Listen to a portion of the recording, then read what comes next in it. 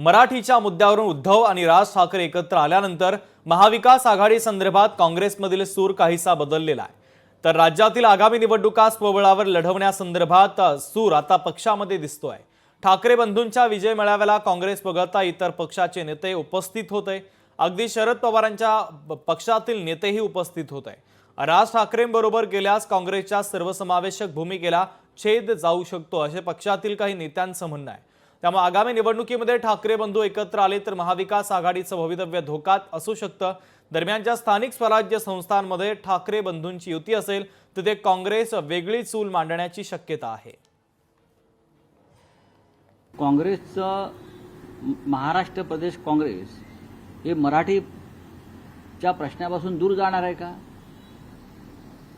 हा आमचा एक साधा प्रश्न सगळ्यांना असतो। किंवा राष्ट्रवादी काँग्रेस पक्ष आहे, डावे पक्ष आहेत, आपण महाराष्ट्रात राहतो, आपली मातृभाषा मराठी आहे, आपल्या महाराष्ट्रावर बाह्य भाषेचं आक्रमण होऊ नये यासाठी या महाराष्ट्र काँग्रेसचे सगळे मराठी नेते आमच्याबरोबरच राहणार ना आंदोलनामध्ये, किंवा आहेतच ते। त्याच्यामुळे ती चिंता इतर कोणी करण्याची गरज नाही।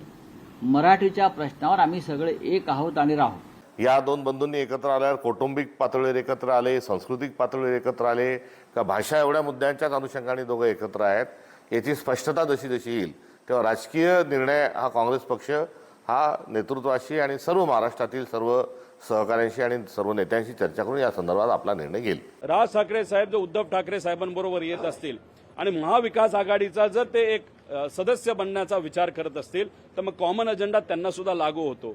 तेव्हा त्या ठिकाणी द्वेष, मारामारी हे जे काही विषय असतील ते कदाचित त्यांना मागे ठेवून मराठी लोकांची अस्मिता, महाराष्ट्राची अस्मिता, विकास या मुद्द्यावर आपल्याला एकत्रित लढावं लागेल।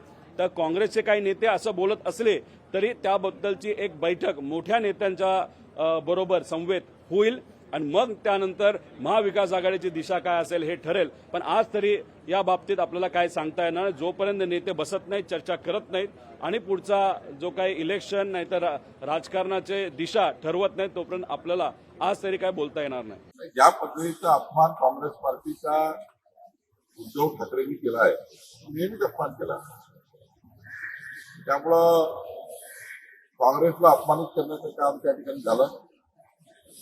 काँग्रेस पार्टीने विचार करायचा आहे की त्यांना किती अपमानित व्हायचं।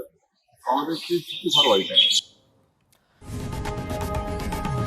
लोकशाही मराठी ऐका, पहा, जागरूक रहा।